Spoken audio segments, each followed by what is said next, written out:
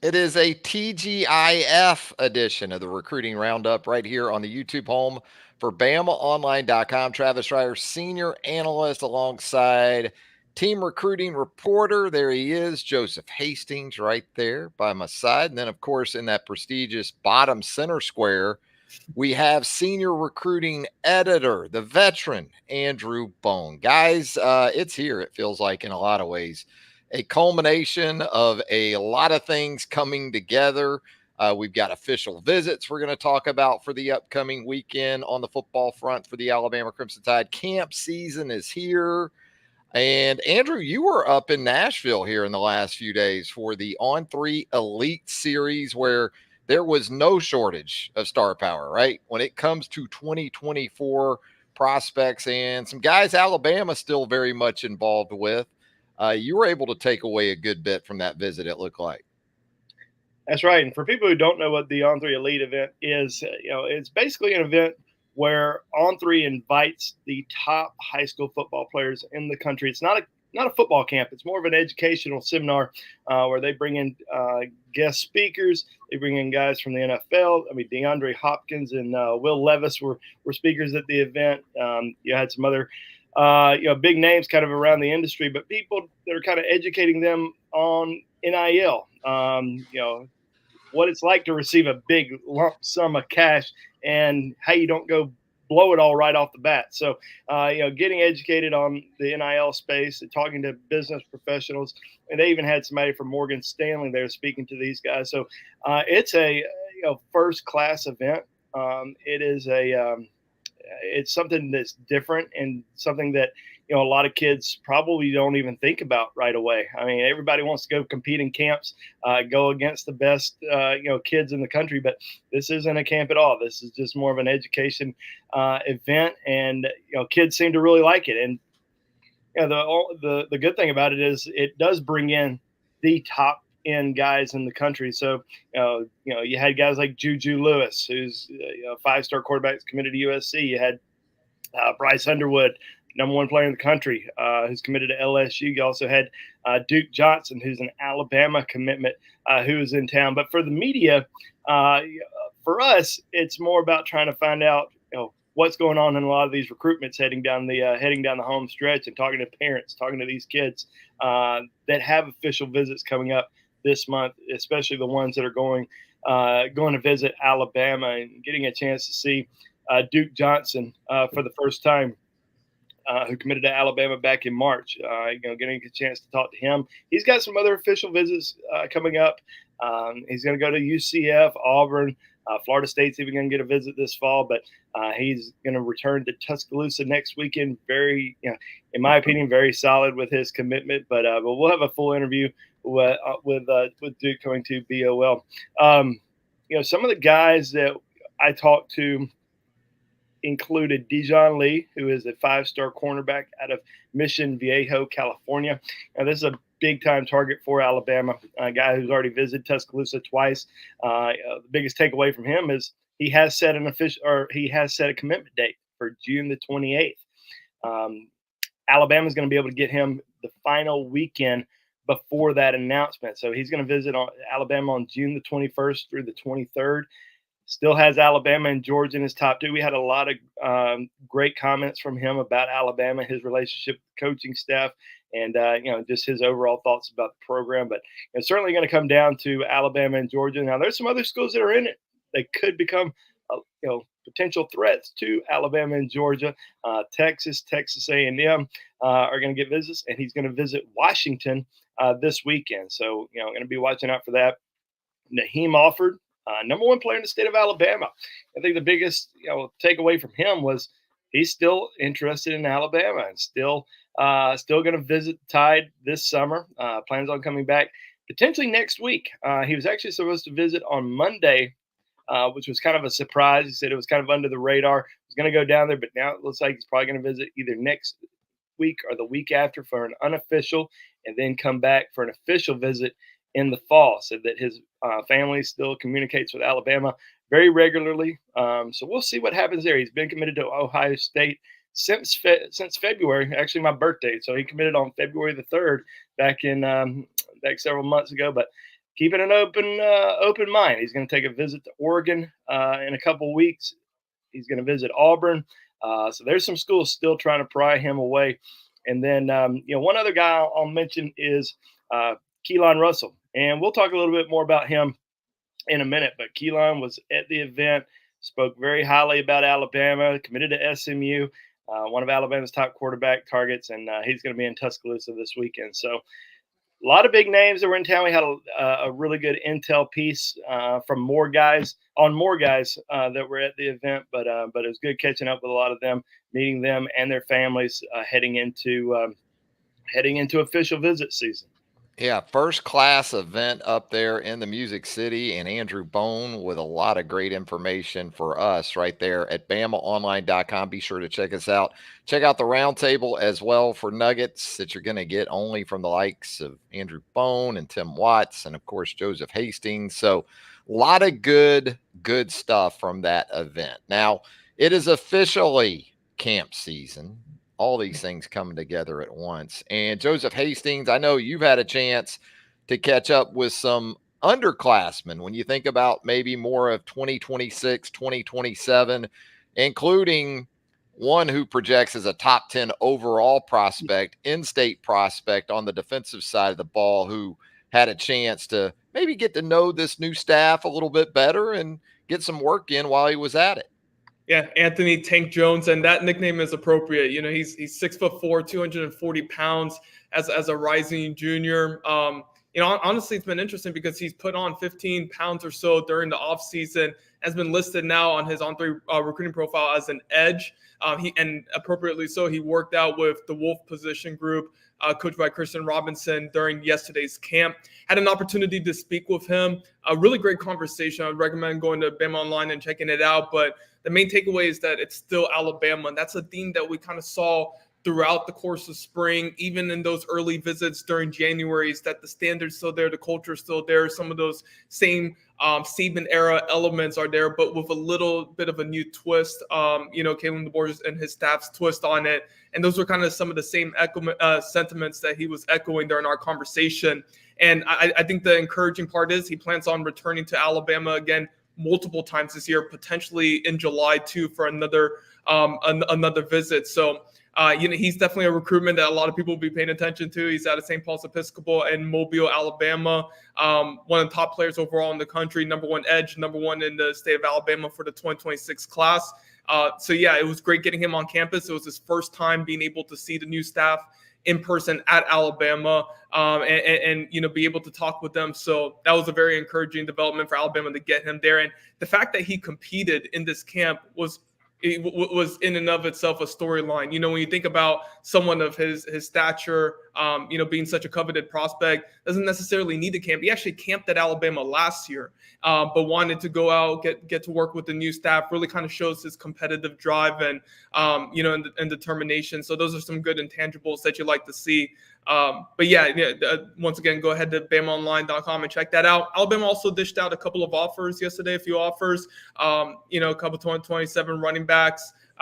Andrew Beard out of Georgia, Prince Avenue Christian School. He has a few offers on the table, including Oklahoma and Oregon. They also offered Tyson Robinson out of Brandon, Mississippi. He's got about a dozen offers now, including some recent ones from Mississippi State. Florida State as well, a couple of other schools in the mix for him. So, with these 2027 offers, people think it's pretty far down the line. It does sneak up on you, how quickly, because I remember talking to someone like a Jamie French a couple of years ago, where, he was a class of 2025 prospect, a long way from his recruitment, but, you start to build those relationships early on, not only for the media perspective, but also from the coach perspective too. And, obviously contact is limited, not only with 2027, 2026 as well, until the month of August for 2026. So someone like an Anthony Jones, won't be able to have a lot of contact with Alabama right now, but come August, he'll be able to really build on that relationship. So I think that's a big thing about these camp experiences too, being able to interact with the coaching staff, receive some coaching from them, and also start to build the foundations of those relationships. Andrew, you've been around this so long. Wanted to get your perspective on just how the approach to these camps has maybe changed. Is it still a big deal for, let's say, 2025 guys that are trying to validate themselves to this staff, or has it become more about the 2026s and the 2027s and maybe guys more down the road? There's going to be some 25 guys that are going to camp, guys that are hoping to earn offers. There's probably going to be some guys that have received offers during the spring from Alabama, but at the same time, they're contingent on their camp performance. So we're going to see a few of those guys camp. Now, the majority of the kids aren't camping anymore, because they have a lot of offers already. They want to make decisions by the end of the summer. The early signing period has now moved up to December the 4th instead of that third week in December. So they're not taking official visits in December anymore. They're trying to take all their visits in the month of June and then decide before the season starts. So you're seeing a lot of these guys that, they might have 15, 20 offers. Well, let's say, the top 5 offers on their board, those guys still want to see them in camp. They may not camp at those schools anymore. They're just going to go look at the other, 12 or 13 schools instead. But I think Alabama, the biggest difference for colleges this spring was there was only one time that they could go out and see a kid. They used to go out and see them, week by week. Now you can only go and visit them one time. So they were spending more time with these kids on the recruiting trail. So when they go out, let's say to, Buford High School in Georgia, they're going, watching practice, but then they're spending an hour with these kids after practice, getting to know them, talking about, watching film, breaking things down and learning as much as they possibly can so that they can decide, is this a guy that we're going to bring in for an official visit? Is he, a top priority? Is he, right below the top priority guys, or is he a guy that we're just not going to recruit anymore? Or do we need to try to bring him in for a football camp? But the majority of 25 guys aren't camping anymore. And that kind of sucks because you used to have so many kids that would come into camp, work out, earn offers. Amari Cooper had an offer from Alabama. Mac Jones had an offer from Alabama. Quinnen Williams had to earn an offer from Alabama at summer camp before their senior season. We saw some guys last summer, Red Morgan, Dre Kirkpatrick Jr. Those were some guys that had to come to camp, work out, and impress the coaching staff. But there's going to be a lot of kids on campus throughout throughout this entire month, but it's mainly going to be 26 guys, 27 guys. You're going to see a few 28 offers. There's no doubt about it. We saw 27 offers last summer. We're going to see some 20. I'm hoping I'm going to make Joseph talk to the 29 guys, but we're certainly going to see a bunch of offers this summer. Now, that doesn't necessarily mean that these kids can commit right away. Now, some should be able to do that, but most of them still want to see a little bit more in the fall. Still want to see how you develop. Want to evaluate your academics and see how you're doing, off the field as well. So it's a process still when you see these offers. Like Joseph mentioned, 227 offers yesterday. Those two guys were probably seen for the first time yesterday. So this is kind of the starting point. Here's your offer. We're very interested in you, but we're going to continue to evaluate you for the next couple of years. Yeah. Some guys who are nearing the end of the process, as crazy as that sounds, for the end of May before the senior season for these official visitors. But that first wave of official visitors, really, where the 2025 class is concerned, descends on Tuscaloosa this weekend. Dandy Dozen, we're going to call them. And if you go to BamaOnLine.com right now, you're going to see a tremendous preview provided to us right there by Andrew Bone. The first dozen key storylines for Alabama's official weekend. And so let's start with those guys, Andrew, and kind of, the top storylines. You said it, and quarterback's always a storyline, regardless. But when you're this late in the process and you still don't have a quarterback commitment, I think it takes on kind of a heightened awareness, we could say. And Alabama obviously seems to be very focused on a particular target right now who will be in Tuscaloosa this weekend. Yeah, I think when you don't extend many offers, it kind of says a lot. It says you really want to focus on, one or two guys, or you feel really confident that you're going to get one of those two guys, and they're going to have a big name on campus this weekend. And Keelan Russell had an outstanding junior season, over 3,200 yards passing. 33 touchdown passes. I think only 2 or 3 interceptions. What's more impressive about him is he completed over 74% of his passing attempts. This is 6'1", 200-pound athlete that Alabama has really zeroed in on. And he was offered kind of late April, but Alabama had been talking to him for about a month and a half prior to that.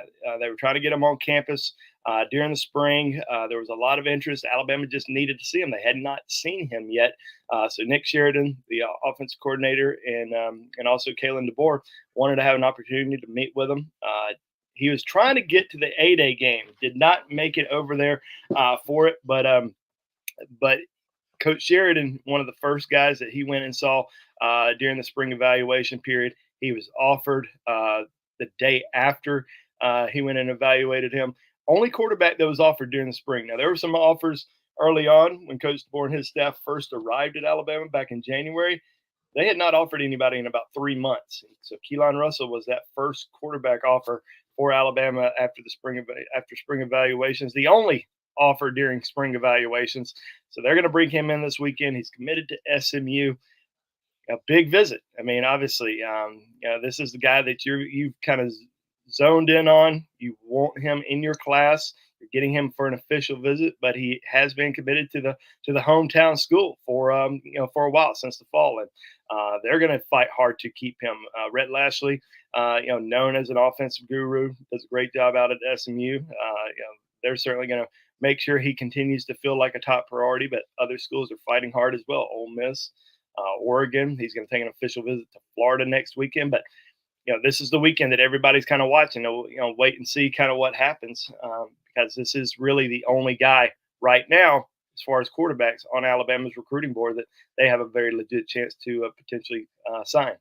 Guys, beyond Russell in the quarterback position, it's really a group that is coast to coast. I mean, you can go from the Northeast to the Atlantic coast to out to the West Coast, and of course, these top guys from Texas that are going to be in town this weekend. I'll start with you, Joseph. Beyond Russell and the quarterback situation, who is kind of the most intriguing of these 12? I mean, you've got a highly rated player at a value position in Ty Haywood, offensive tackle in town, scheduled to be in town this weekend.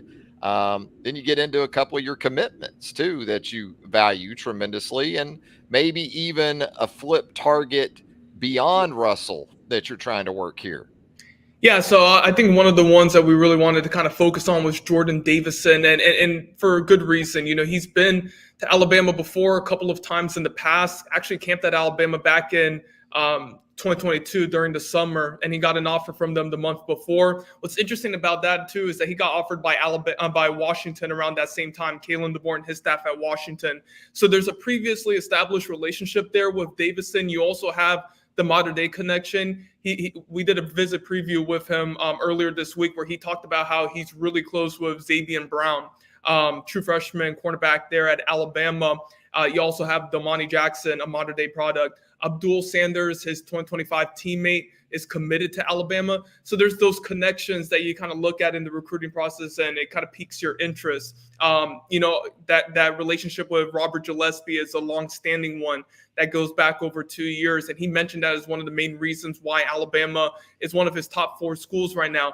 Now, obviously Ohio State has been a program that's long been connected to Jordan Davison. We've heard about the Buckeyes for a while, and despite the coaching staff change with the running backs coach Tony Alford going to Michigan, they continue to be a top contender. But I'm interested to see how things play out. One thing that Jordan told me is that, look, Alabama's going to be the first school that he takes an official to. Let's see how it goes. This is going to be their first ever official visit experience for all of these guys. So Alabama gets to set the table, gets to set the standard for what those future officials will be that they take throughout the month of June. And I also kind of mentioned Jamarian Morrow too, who's out of Tennessee, 4-star running back. We also did a story on him this week as well, previewing his visit to Alabama. And he's got a little bit of a similar background, camped at Alabama back in June 2023, visited in March, kind of like Jordan Davison did. And you know that he has that longstanding connection with Robert Gillespie. Todd Robinson, you see him. He's listed as a running back on his On3 profile, but is being recruited by the Crimson Tide as a defensive back, is in heavy communication with the coaching staff. Particularly Colin Hitchler, safeties coach.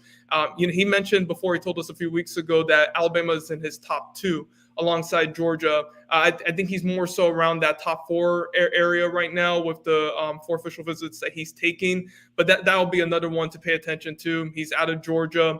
Bama has multiple commitments in the Peach State in the 2025 class.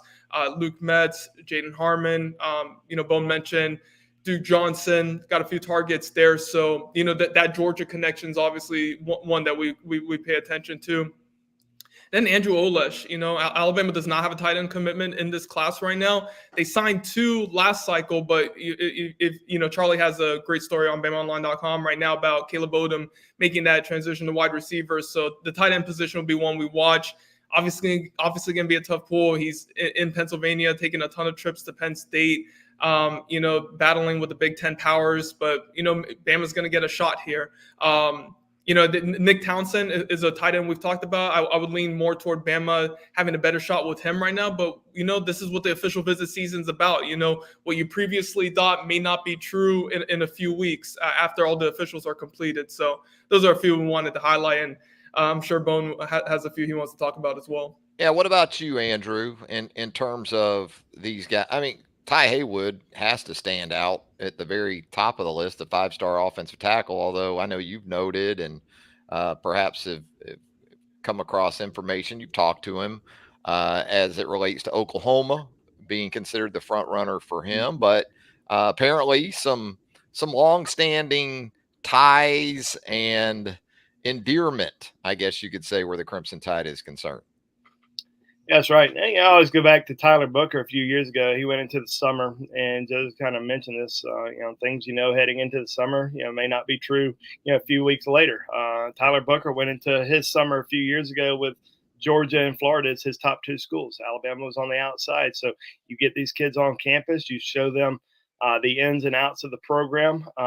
You get a little bit more in depth about the program and what they can do for you. It matters. So it's going to be interesting kind of see what happens over the course of these next few weeks, and kicking off this weekend with these guys coming on into Tuscaloosa, because let's face it, there are some guys that are coming into Tuscaloosa this weekend that aren't favoring Alabama. They're leaning elsewhere right now. So what can Alabama do to kind of set the bar this weekend for these guys? Will we potentially see any decisions?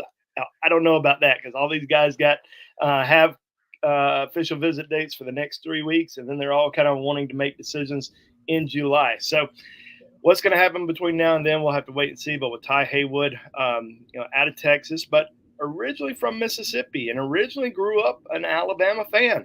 This is a guy that has said the other day that he's loved Alabama since he was 5 or 6 years old, and he just hasn't been able to visit. This is going to be his first visit to Tuscaloosa. So you get a kid that grew up an Alabama fan, loves the program, is finally going to get a chance to really see everything that the program has to offer. Now, he does have a relationship with Chris Kaplovich. Coach Cap recruited him a little bit during his time at Baylor when it saw him back in January, and that relationship has continued. So getting him on campus is going to be really big for the Crimson Tide this weekend. We'll kind of wait and see where things go, but I do believe that Oklahoma, does have the edge. He's been to Oklahoma several times. Now, there are other schools that are heavily involved. Texas A&M, Florida State. He took an official visit to TCU, and also took a visit out to UCLA. So a lot of schools involved there. I think one other guy that I'm watching pretty closely this weekend is Chuck McDonald, 6'1", 180-pound cornerback out of Mater Dei. The Mater Dei kid. Alabama's had just a ton of success there through the years. Obviously Bryce Young, and then the guys last year with Xavier and Damani. But getting another Mater Dei kid on campus, a kid that has always really liked Alabama, came out and said that he wasn't sure what it was going to be like with this new coaching staff, but Kane Womack And Mo Linquist recently went out there, spent some time with them off the field, and got to know them a little bit better. He really liked that conversation that he had. Going to come to Tuscaloosa this weekend, kind of see, how he feels about the program. And he's going to be around Xavier Brown, who he played with last year, and Damani, and then he'll see a lot of familiar faces. So be interesting to kind of see where things go with Chuck McDonald after this weekend. Has the top 4 of Alabama, Georgia, Oregon, and USC. Probably been to USC the most, obviously the local school, but we'll see if Alabama's able to make up some ground this weekend. I believe they can, because with Alabama, they have one cornerback commitment right now, Zamir Smith. And Zamir's going to be in Tuscaloosa this weekend. They're going to have 3 of their commitments on campus with Zamir Smith, Derek Smith, and also who's the third one? Latsier Brooks. Yeah, sorry, Lots. So they're going to have 3 commitments on campus, but they're really not recruiting a lot of cornerbacks this cycle. They had a great corner class this year. Dejon Lee, obviously is right at the top of the list. Naheem Alford, but Chuck McDonald's right there with those guys as far as being a priority on that cornerback list. So very interested to see how things go with him this weekend. Definitely. A lot of news, a lot of things to keep up with throughout the weekend. You're going to want to hang out with us at BamaOnLine.com for all of the latest from these guys. Tim Watts, our staff, going to have you covered wall to wall. You name it. We're going to have it for you right there on the round table at BamaOnLine.com. Also, if you haven't subscribed to our YouTube channel right here, we would appreciate you taking the time right now. Hit that subscribe. Andrew just showed you. Hit the like, the thumbs up button. We'd appreciate that as well. JoJo, we got three thumbs up there. Yeah. Also, turn on those notifications so you get all of our YouTube content as it drops. So no shortage of info coming up this weekend. And guys, something else we wanted to talk about today is Alabama commitments and key targets that are tripping elsewhere this weekend. And we had a list here that Andrew wanted to work through. You talked about Duke Johnson earlier. Andrew looks like he's set to trip to UCF. I'm wondering, I wanted to ask you this too about Morrow and Alabama's interest with him in relation to Anthony Turbo Rogers still checking out some other places. And these are running backs with similar skill sets, I guess we could say. Mike Carroll, the big offensive lineman, visiting the University of Georgia. Derek Meadows checking in with Michigan. Guys, let's work through those. And Andrew, you get first shot at who you want to go with there. Well, I'll talk about Ohio State. A lot of kids going up to Columbus this weekend, including Anthony Rogers, and I don't think there was any surprise by that as far as Anthony taking visits, being committed to Alabama since he committed last June.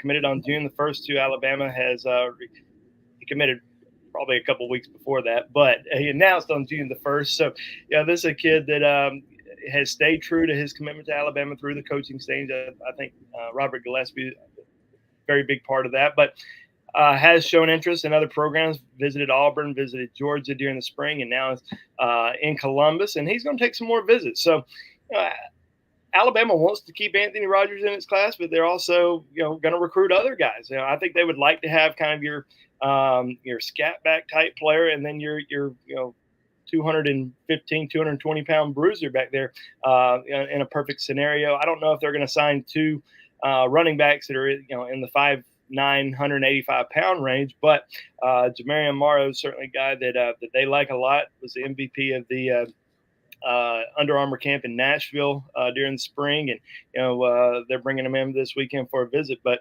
thinking back to guys that are going up to Ohio State this weekend that are on Alabama's radar, I mentioned Rogers, but Bo Jackson, another running back on Alabama's board, that's going to be in Tuscaloosa next weekend. So I think we're waiting to see kind of what happens with Jordan Davison, who's a bigger back that's going to be visiting Alabama this weekend, who's also highly interested in Ohio State. Some people think Ohio State's the leader for Jordan Davison heading into the summer. Justin Hill, one of Alabama's top Wolf targets. Also going to be up in Columbus this weekend for an official. And you mentioned Mike Carroll. He's going to be over at Georgia. I think Georgia heading into the visit probably sitting at number 4 on Carroll's list. Now, could they potentially make a big move with him this weekend? We're kind of waiting to see how that all plays out. But a lot of visits elsewhere. I'll let Joe mention some of the other guys. Yeah, going over to Duke Johnson, visiting UCF. And this is a visit that's been scheduled for a few weeks now. And Duke told us right after he committed to Alabama, he was going to take his visits, but he's 100% locked in with the Crimson Tide. And, people always talk about this. This is a discussion that's been going on for years upon years upon years. If you're committed, why take visits elsewhere? Let's break down that reasoning. You want to enjoy the process. This is a once-in-a-lifetime process.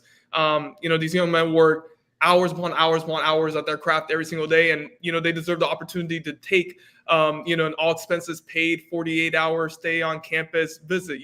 They've earned that opportunity and should be able to take advantage of it if they please. And also another thing to factor in too is if Alabama didn't have Duke Johnson in this class right now, what would be the perception of Alabama's class, and would future commitments that came in after him have joined the fold as quickly as they did. When you get an earlier commitment, even knowing that they may take visits, you're able to jumpstart some momentum and get a leader in the class, which Duke Johnson has been. At that On3 Elite event in Nashville, he's pitching the Tide to top prospects that are on their radar. He's commenting on Instagram captions. He's mentioning Alabama to, on social media and in his peer groups. So you get that, even though, obviously it'd be preferred if, it plays out in the recruitment that, there's no visits taken the rest of the way and it's only Alabama. You have somebody who can be identified as a leader of the class and try to recruit some other players in it. Going over to Derek Meadows, visiting Michigan this weekend. Got a few official visits lined up, but the key part here when it comes to Alabama is that they get the final official visit heading into that multi-week dead period that starts on June 25th. He'll be on campus June 21st to the 23rd. And that's huge. That's a weekend that we've really identified, kind of this weekend and that last one, because if you get the first one, you get to set the stage. As I mentioned before, if you get the last one, you get to make that final impression, before some of these top guys make their decisions. So, yeah, obviously there's going to be targets, commits, visiting elsewhere. That's part of the process. Alabama's doing the same thing too, bringing in someone like a Keelan Russell, who's committed elsewhere. So, you get to take advantage of it and also, face your commitments visiting elsewhere like a Rodgers and Duke Johnson. But should be an interesting weekend for sure. Absolutely. And as we get out of here, guys, what a few days it has been for Nate Oats. We talk about recruiting, and we know it's been said for 100 years now, it is the lifeblood of these programs, of these teams. But retention is huge too. And when you can do it to the extent that Nate's doing it, looking ahead to this next team with the news of Jaron Stevenson and Mark Sears, and understanding you're still going to have some attrition. I mean, you're going to lose a Ryland Griffin to Kansas in this era of college athletics. But, it must be more. Obviously, guys around the country now are attracted to the style of play. They're seeing more and more Alabama guys showing up in the NBA draft. But there is a culture that Nate has instilled, apparently, that makes these guys especially comfortable with coming back for another year. And that's understanding NIL is in play. So that's part of it, too. If you're Mark Sears, you can go back to Alabama and you're going to have an NIL situation that's going to take pretty good care of you. But you could still leave. You could still go play pro elsewhere. You could still take an alternative path and be paid for your services. Guys, just with that, Joseph, what you've been able to gather and talking to just high school prospects, and look at this situation right now. You are returning an old and talented team, and you still have a top 3 recruiting class coming in. That I don't understand in today's game, I guess, how you're able to juggle that. But for me, it must go back to culture and just the day-to-day environment that Nate creates. And then you also see where Alabama, it looks like, or here, that perhaps a new standalone facility. You want to cultivate that situation as much as you possibly can, I guess, Joseph.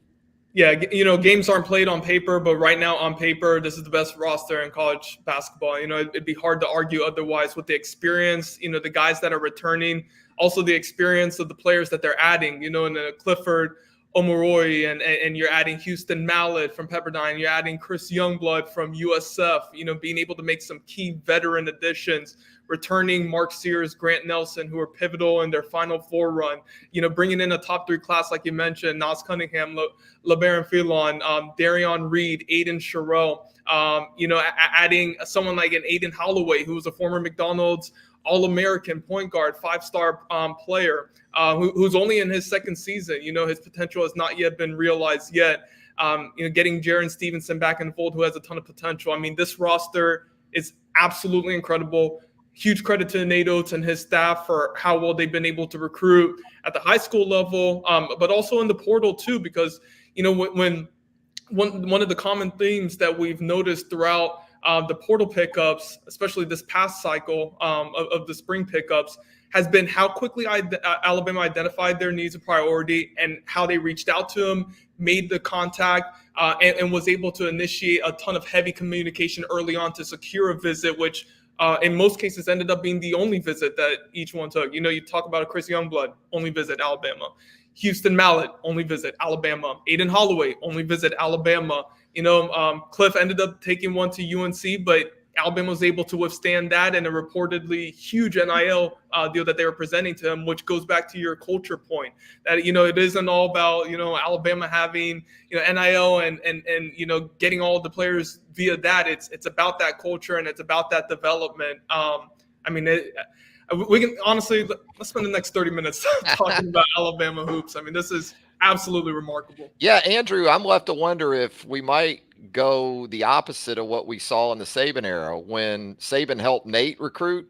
Maybe we're getting to a point where Nate's going to end up helping Kalen recruit, or at least, they're creating such a buzz that it really feels like the cool place to be, right? It doesn't feel antiquated, maybe like some other places with bigger NIL packages. There is a juice that's undeniable right now with this program. Yeah, the only problem is you're probably not going to have football guys coming in January for a big home game.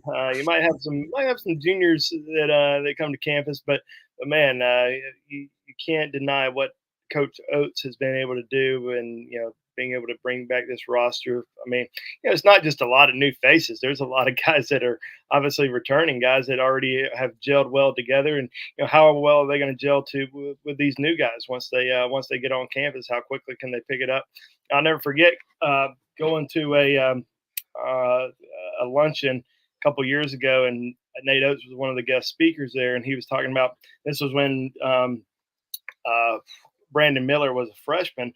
Right before the season hadn't started yet, but he was talking about the season and how he felt like they had a really good team, a team that can make a run, but it was going to take probably a couple months to gel. He's like, just stick with us throughout the first few months. Once we kind of get into SEC play, y'all are going to realize that we have a good team, and obviously they did, and they connect. They were able to play really well together a lot earlier than probably everyone expected them to, and they had obviously a great season 2 years ago. But a lot of veteran leadership coming back, veterans that are coming into the program, and also a lot of really good young talent. So most excited, I think, the Alabama fan base has been about the upcoming basketball season, maybe since 2004, after Bama went to the Elite Eight with Ronald Still and those guys in 2003. I think there are high expectations, and there should be, and they're going to be, if not number one, they will be a preseason top 3 basketball team in the country, which is hard to believe. So credit to Coach Oats, that staff, and the way they have built this incredible basketball program. Yeah, I can't recall a time where you might find Alabama men's basketball, being a bigger favorite to win the national championship than Alabama football. If you go to Vegas, which I'm going to do here in a couple of weeks. So if you guys got any futures, any props or futures you need me to get you down on, I'll be glad to do that. Anyway, Travis. Go on. I know what you're doing out there. Yes. Shout out to the teams on the diamond too. Yeah. Very good stuff on I'll the stumble softball. over from those Dead and Co shows, Bone. I'll be a good You time. know, maybe get down on a couple of these futures bets. Hey, as always, guys, just a wealth of information, just great stuff with us here on the YouTube home for BamaOnLine.com. If you love this stuff, how could you not? And you want even more of it? More. That's right. There's more with us. This is just yeah. the This is surface just level stuff. Yeah, this is like the juicer on the on the what do they call those shows? The 30-minute commercial shows where we kind of give you an idea of what it can do. You got to go to BamaOnline.com to see what these guys are really capable of on a daily basis. Great stuff with us at BamaOnline.com. Andrew Bone, Joseph Hastings, Tim Watts, Charlie Potter, Clint Lamb, Jimmy Stein. All of us waiting for you at BOL. Guys, have a great weekend. And I know it's probably going to be a busy one. Very busy weekend. So you guys come check us out, BamaOnline.com. $1 for a 1 month subscription to BOL. And this is the busiest month of the year on the recruiting trail. So come check us out. We'll be over there all weekend on the roundtable. Ask us questions, but enjoy our content, and we'll see you there. Absolutely. And with that, for Andrew and Joseph, Travis Reier, thanking you once again. And until next time, so long, everybody.